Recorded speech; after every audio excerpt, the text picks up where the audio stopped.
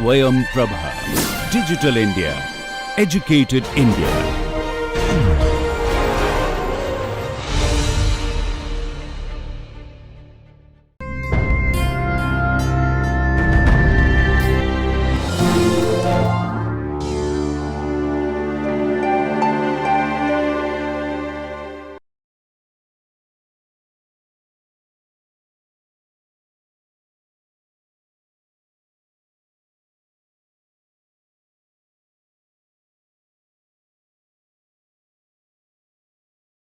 Let us move on to our next chapter on virtual work.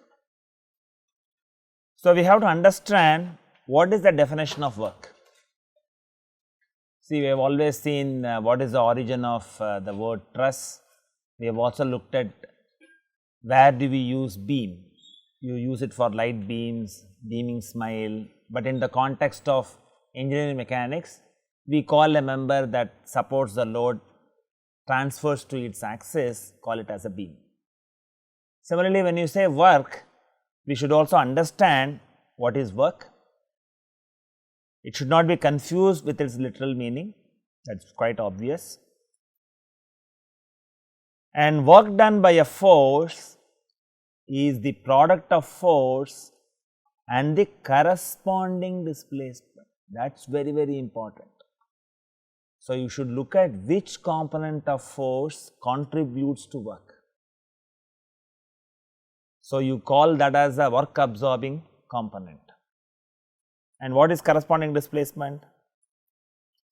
Displacement in the direction of force F. That is very, very important.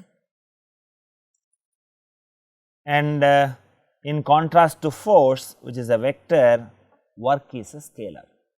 All of you know this, it is better that we revisit these old concepts. Work can be positive or negative, and that is going to be very crucial when you are working on principle of virtual work. We should identify when I have positive work, when I have negative work.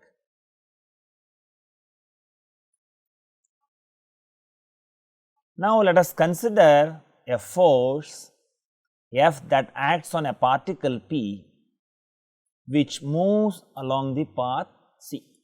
You have an arbitrary path, you can make any path of your choice. I have a particle P which is subjected to a force F at this instant of time. Now, we will have to find out which component of force contributes to work. The idea is the particle moves along this path. Let us say that it is at a distance s from a reference.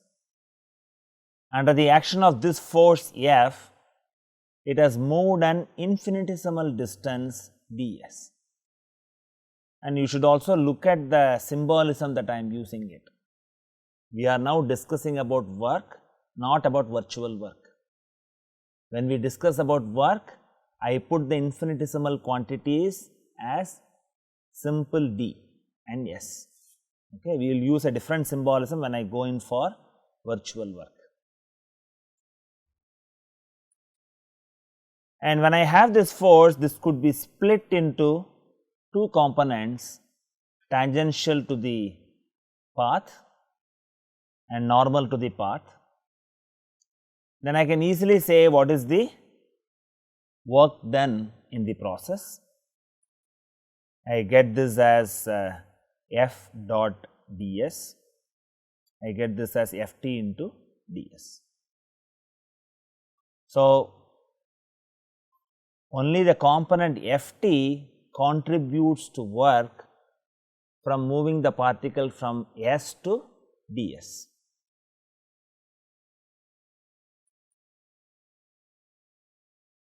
And Ft is the projection of F along the line of displacement.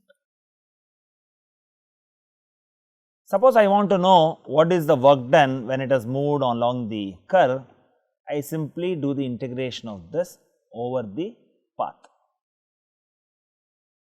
And this also you have studied earlier. and you can find out the work done as the area under the curve. When you go from one point to another point, force is varying along the path, displacement is also varying along the path. You can always find out the work done in the process.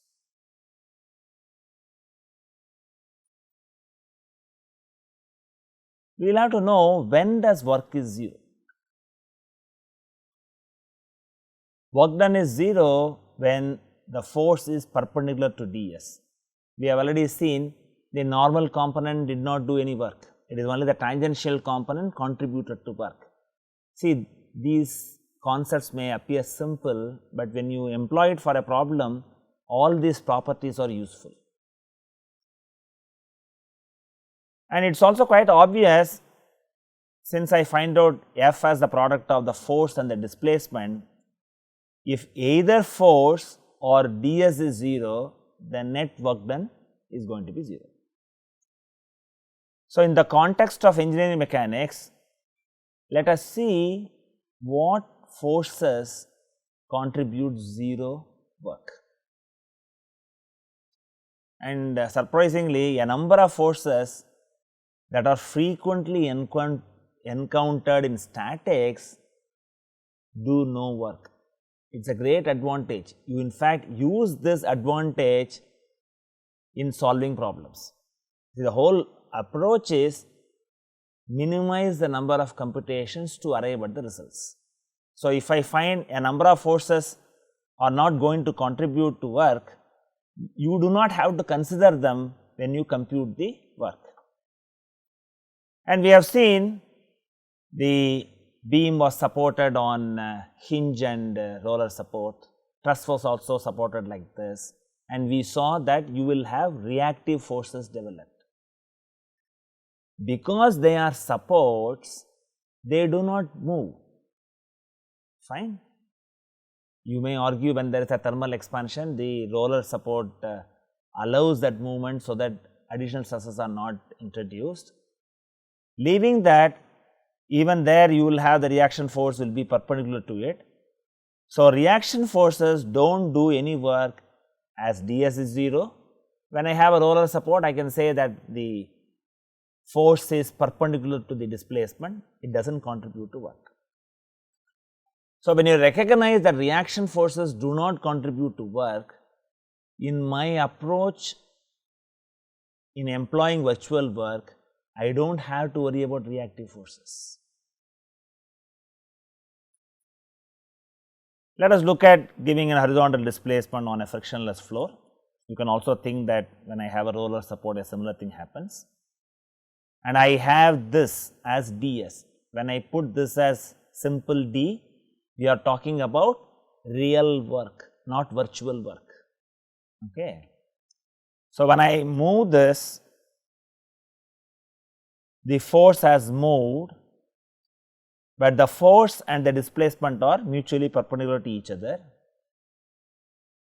So, it does not contribute to work. You can also look at as a reaction force. You can also look at what happens to the mass, whichever way you do it, there is no work done in the process.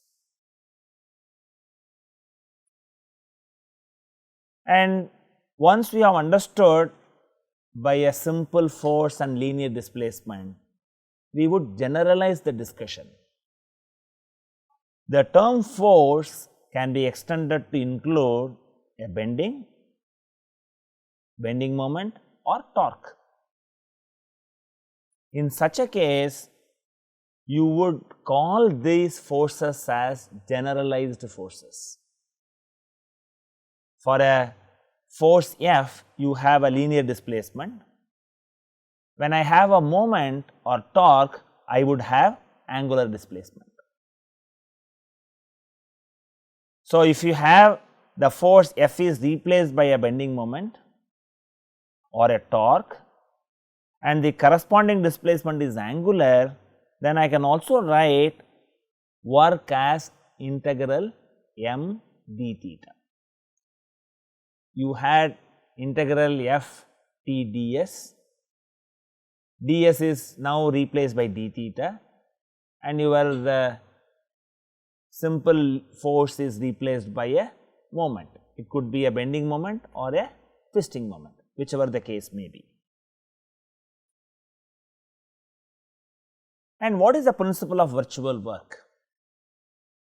It is an alternate method to analyze equilibrium of a system.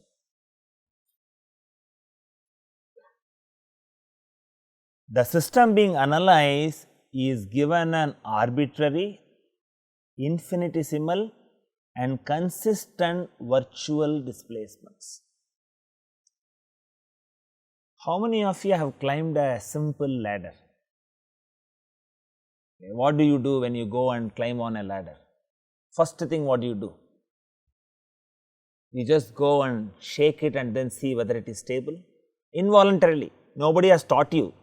You know, you are very conscious of your security, and if you have a simple ladder, when it is leaned against a wall, if you have to climb on it, you slightly go and shake it. We do precisely the same thing in a mathematical fashion in the principle of virtual work. You had actually given the motion to your ladder when you want to climb. Instead, you are doing it virtually. And if you understand that, then you will know I should give infinitesimal displacement and consistent with the constraints.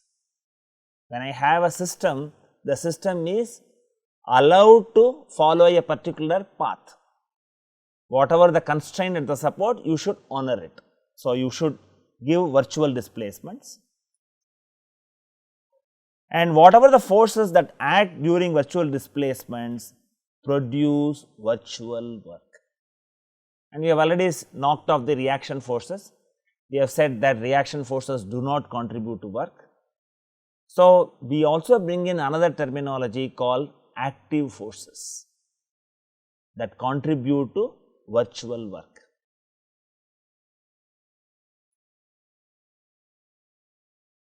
And you have to find out the total virtual work, and you investigate whether the system is in equilibrium or not by the sign of the virtual work.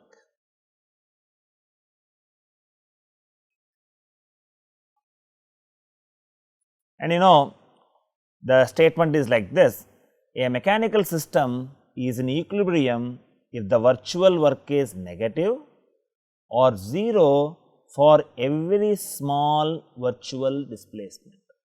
And we have already qualified what way the virtual displacement should be. It should be infinitesimal and it should be consistent with the constraints of the system. And many books would simply say when the virtual work is 0, the system is in equilibrium. We would generalize that statement, virtual work can also be negative. We would see with an example when what sort of situations you can have negative virtual work. And before we proceed further, let us understand what is the meaning of consistent with the constraints. See, I have a floor and I have a roller on it, and I would like to see what are the ways can I move it. Can I move it down? It is just not possible.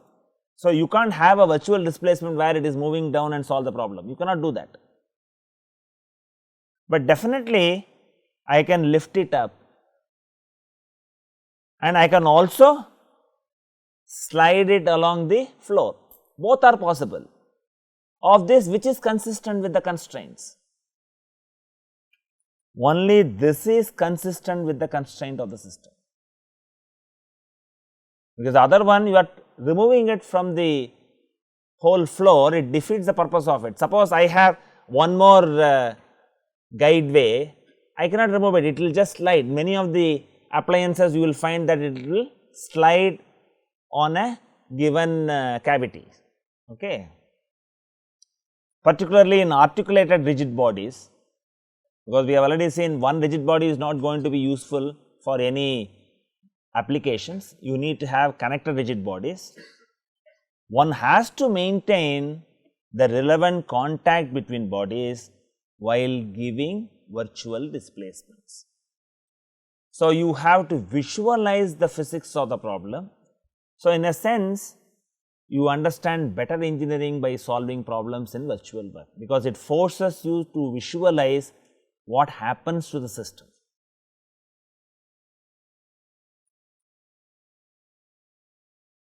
Now, let us look at equilibrium of a brick resting on floor.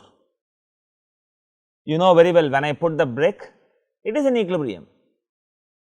We know the answer even before starting the investigation. What we do is, we give a virtual displacement.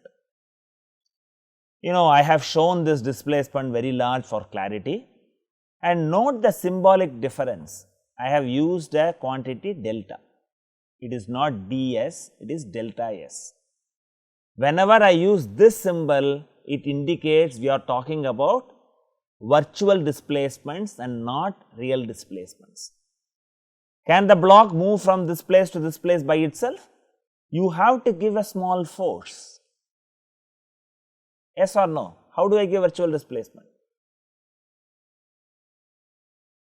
And this is again emphasized in the slide also, the virtual force and the virtual displacements are exaggerated. Can I say the virtual work is delta F into delta S? That is not the way you to compute the virtual work. Even though we give a virtual displacement, we do not consider the force that is necessary to give the virtual displacement. We only give the virtual displacement. You will never compute virtual work like this.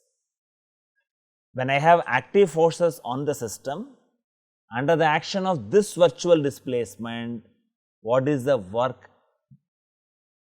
generated by those forces is what we are going to consider. So, this is what is emphasized here. While calculating virtual work, the virtual force needed to provide virtual displacement is not considered for calculations. And you can see very well here, mg does not do any work as the displacement is perpendicular to the force.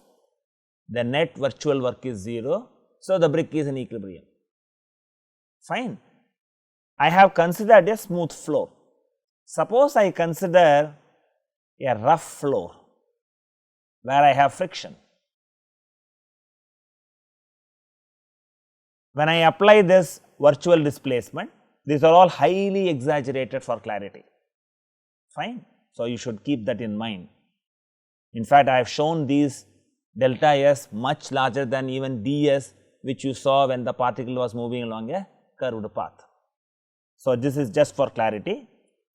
So, when I move this, mg does not do any work. What happens to the frictional force? Frictional force does work. What kind of work does it do? We have seen work can have a sign, it is positive or negative. In this instance, what is the direction of displacement and what is the direction of force? They are opposite to each other. If the force direction and the displacement are opposite to each other, then you assign the sign of work as negative. It is a very important and subtle concept. This is how we are going to solve the problems. And you should know how to assign the sign for the work, whether it is a positive work or a negative work. So, the virtual work is negative in this case, and we would confine our attention only to frictionless surfaces. So, we will never come across negative virtual work. So, I can also simplify the statement as, if I compute the virtual work and if the virtual work is 0, the system is in equilibrium. Because the books normally say virtual work is 0, but you should also recognize it can also be negative, still the system is in equilibrium. Why are we learning the principle of virtual work? There must be definitely some advantages, and we have seen the brick, whether it was in equilibrium or not, it is a single body. there is no advantage when I use it for a single rigid body. On the other hand, when I have a system of rigid bodies, the method is very elegant to handle. So, one of the greatest advantages, there is no need to dismember interconnected rigid bodies. This also we will again look at. When I have the members disjointed, I will have some internal forces. Whatever the work done by them will go to 0, net work done by them. So, I do not have to consider the internal forces, I do not have to consider the reactive forces. So, I can only worry about the active forces. It greatly simplifies the computational effort. And more than investigating the equilibrium, it is very useful to find positions of equilibrium. You need that kind of mechanisms for many engineering applications. Though you can find out reactive forces, you have to consciously make an effort to do this. Generally, I would not recommend you to determine the reactive forces by the principle of virtual work, unless it is asked to test whether you have understood that aspect of the course. Now, let us understand what is the meaning of positions of equilibrium.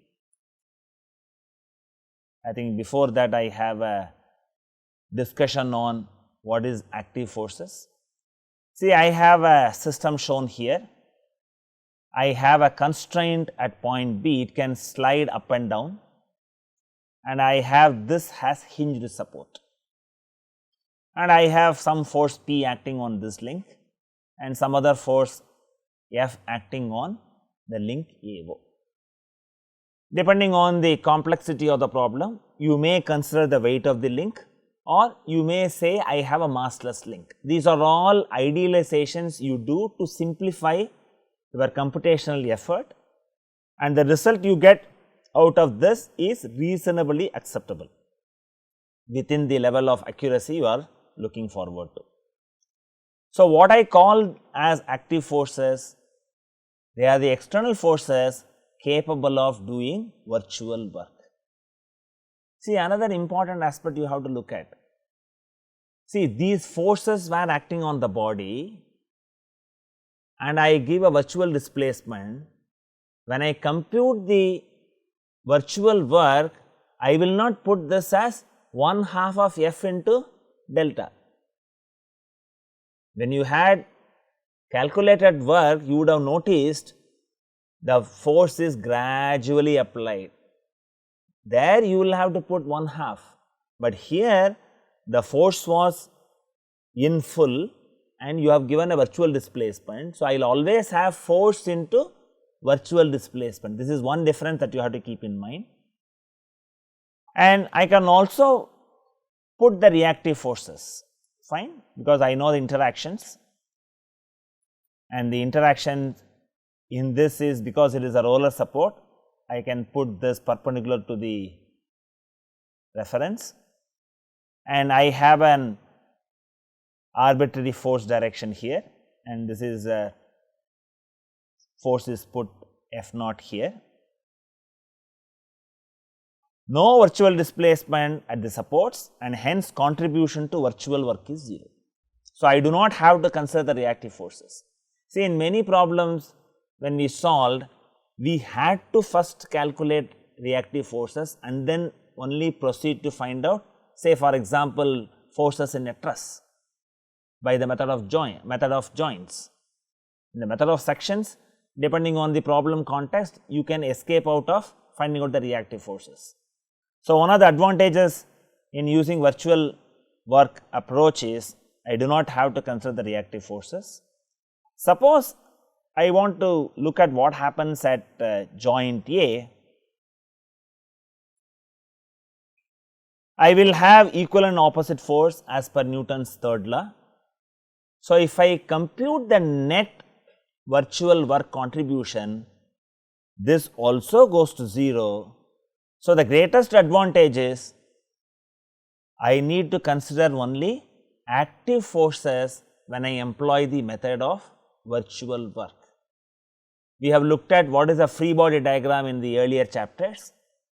In this chapter, we would call what the diagram that we need as active force diagram. I do not need to find out the reactive forces, I do not need to find out the internal forces. I can consider the system as a whole and worry only about the active forces. Make a neat sketch of these for you to appreciate the concepts, because we will repeatedly talk about active forces. So, you should be able to recognize what are all the active forces, and by and large active forces are already known. They are the forces that are acting on the system. Normally, you use principle of statics to find out the reactive forces. So, active forces are usually known, they are given in the problem statement and you are using it for computations.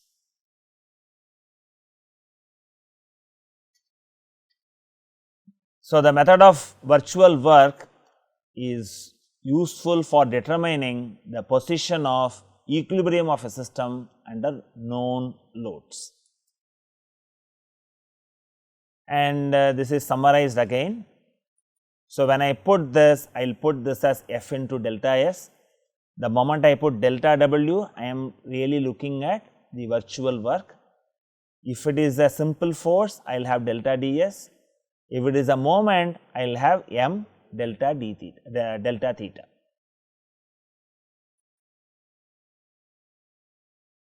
The use of delta instead of d signifies that we are dealing with virtual quantities. They are not real quantities, they are virtual quantities.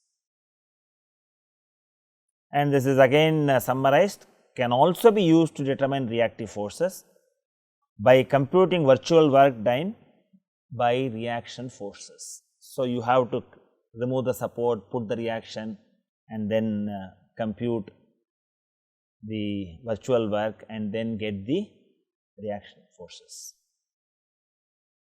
And I said positions of equilibrium. See, they were painting the blocks at IIT Madras. So, I found an opportunity to record this, not done by a professional cameraman to record it, that is why you see the shaking of it, but it is very nice to see it quickly moves up in one and it comes down to the other one. So, all these intermediate positions are positions of equilibrium. So, you need this. See, if you have traveled in an aircraft, when the aircraft is about to take off, they all load all the cargo into the plane, they would have platform like this to load the cargo. If you have noticed it, you can see that they can be deployed quickly. And even some of the toys that they have it like this to scare some of your, to play a prank. You have to appreciate the toy industry has learnt from whatever that is available in mechanics and turn that into a toy, it gives you joy. They have used principle of solid mechanics and then devised a toy that is also used. So, in one case it is moving up, other case it has come down. And if you have a closer look, what makes it to move up or come down? You have a hydraulic cylinder, you have this piston is coming out, you can see this stroke, this is only shorter in length at one position and this has come out fully. This is a fully deployed position and you could see that these links are very heavy. When I want to analyze a situation like this, I may have to consider weight of the link if I want a reasonably a good answer. But usually in many problems, we also make the idealization that I have massless links. Okay. So, you have a hydraulic cylinder which does this trick. You can see the stroke is adjusted and you are able to deploy this, so they could move up and down. Let us understand the meaning of position of equilibrium by a simple demonstration. Here you have a system shown this system is supported by a weight here. For this weight, the configuration of the system is as shown here. Now, let me introduce a small weight to that. The configuration of the system has changed and it has come to this position, which is also an equilibrium position. For this weight, this is the corresponding equilibrium position. See, we have seen in the forklift that it is rising up slowly by a hydraulic jack. For each one of those positions of the hydraulic jack, the system is in equilibrium.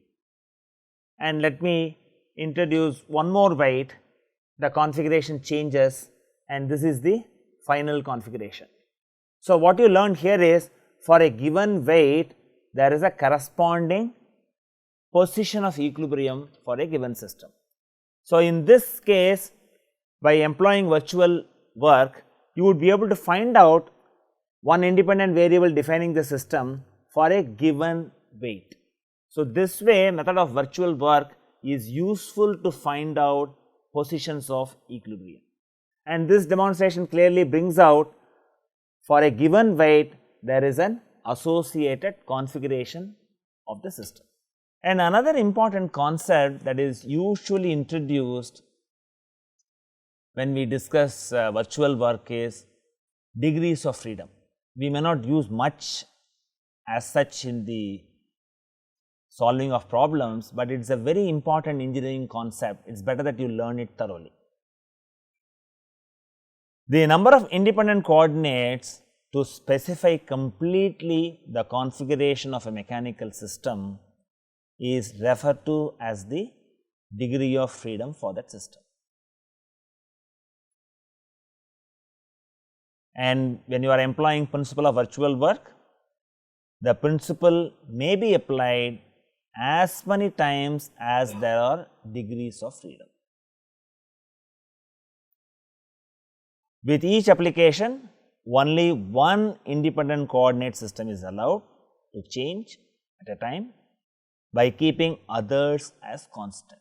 Please write down these statements for your notes. We would discuss the concept of degrees of freedom with animations first, followed by actual demonstration to get the idea of degrees of freedom better. In this course, we would confine our attention to single degree freedom system, but nevertheless degree of freedom is a very important concept in engineering, and this is the time that is introduced in your whole array of courses. So, it is better that you understand degree of freedom. Let me now take a single degree freedom system. See, I have a link like this and this roller support is guided on both sides. So, that is what you call, this is constrained to move in the horizontal direction, it cannot move anything else. So, you also understand what is the meaning of constrained supports. Okay. These are all the terminologies used in engineering parlance. And you also have a reciprocating engine where I have this, okay, and this also has a single degree of freedom.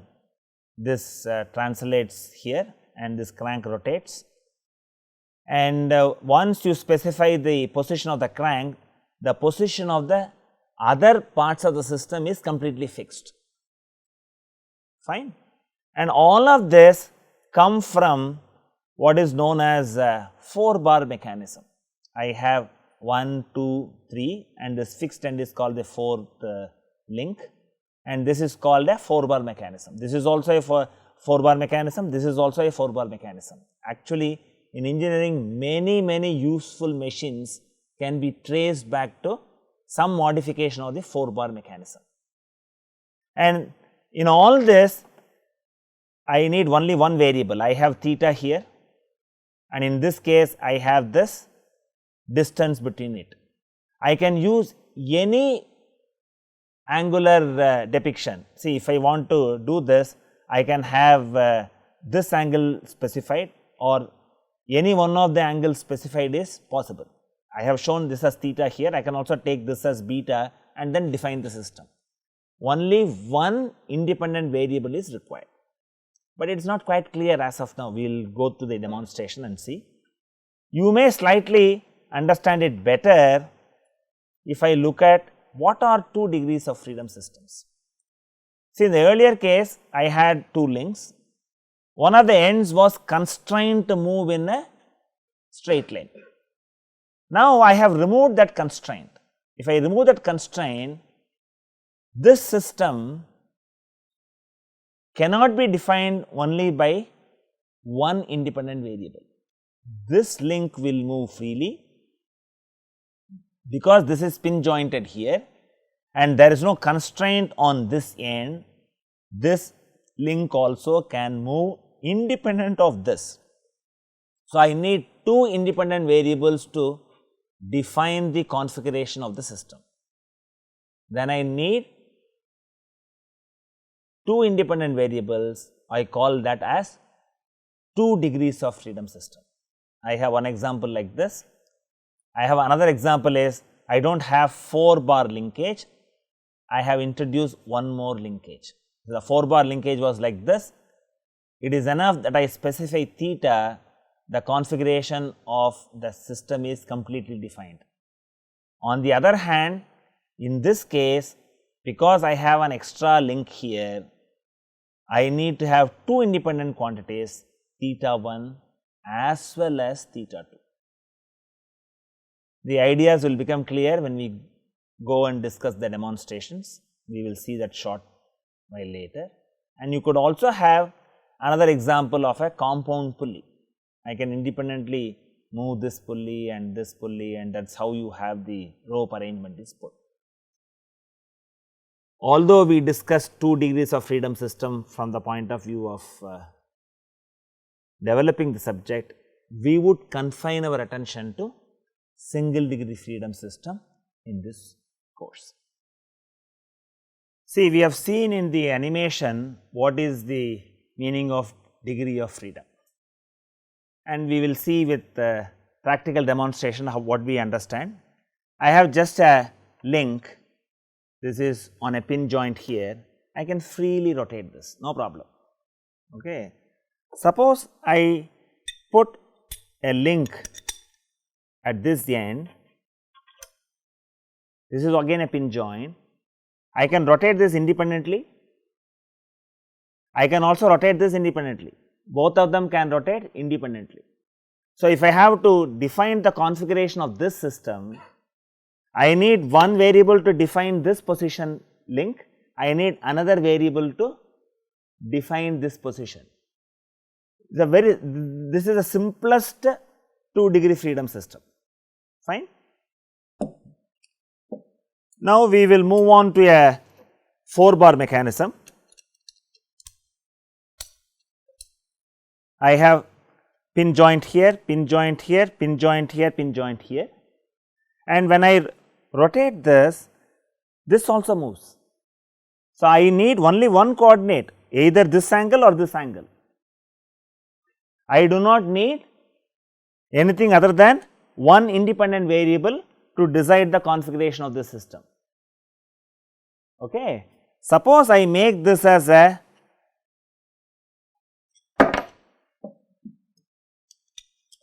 five links, look at what happens.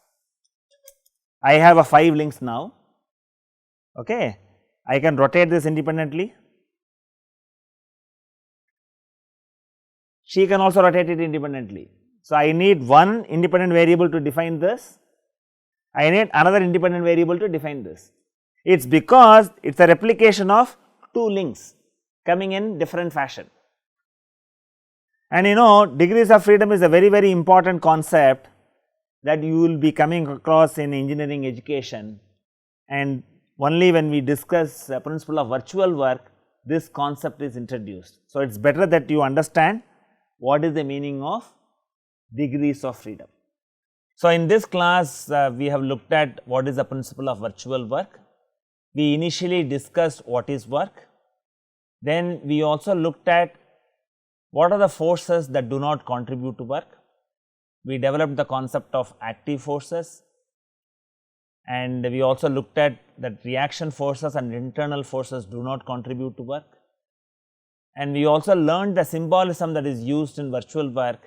I would use delta to denote the virtual quantities, and we have also seen some demonstrations on what is the meaning of position of equilibrium and what are the degrees of freedom of a given system. And degrees of freedom of a given system is a very important concept in engineering. It is usually introduced when you learn principle of virtual work. Although we have learnt in general what are the degrees of freedom of a system, we would confine our attention to solving problems involving single degree freedom systems. Thank you.